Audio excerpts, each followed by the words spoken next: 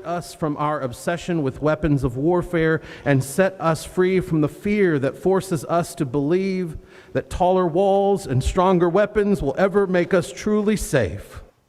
The pastor of Broadway Baptist Church in Louisville with a strong message today about our world, violence, and the mass shooting at Old National Bank 1 year ago today on April 10th.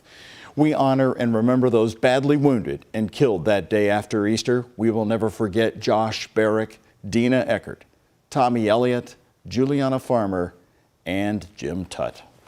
And hello everybody, here at 6 o'clock. I'm Doug Proffitt. It's a painful day for so many, but 1 year later, the city certainly embraced the tragedy again with grace, song, and prayer.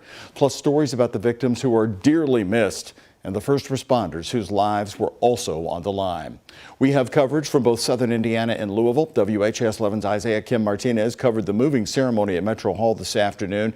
And Isaiah, we also heard from the CEO of Old National Bank today. Yeah, Doug, we did. Jim Ryan actually was one of the final speakers. He was emotional, calling 1 year ago an unthinkable tragedy, but he says it's one that we'll never forget, saying that they will be steadfast in honoring the names and the lives of the 5 people who lost their lives that day. Now, I actually want to turn to the location we're at right now, of course, on Main Street, the old headquarters or the old building for Old National Bank in front of the Preston Point building, actually, where we, of course, see those 5 flower arrangements set up on the steps right there. And over at Metro Hall, this, of course, was a heartfelt ceremony that lasted about an hour and a half. Speakers included Kentucky Governor Andy Beshear, who, as we know, loved the late Tommy Elliott dearly. His message was powerful. This isn't supposed to happen to people. Certainly isn't supposed to happen to them and to their family members. But I am proud of how each person in this room has offered them love and support, kindness, grace, space when people have needed it.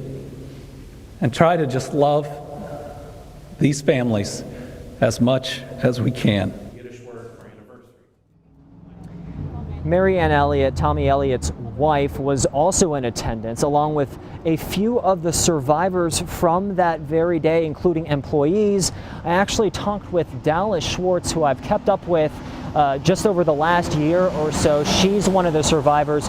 She actually told me that she and others were actually inside the building yesterday, walking inside, thinking about that time just a year ago. I asked her why she did that, why they did that, and what it felt like. She said it felt like closure and that they needed that moment to complete this chapter in their lives.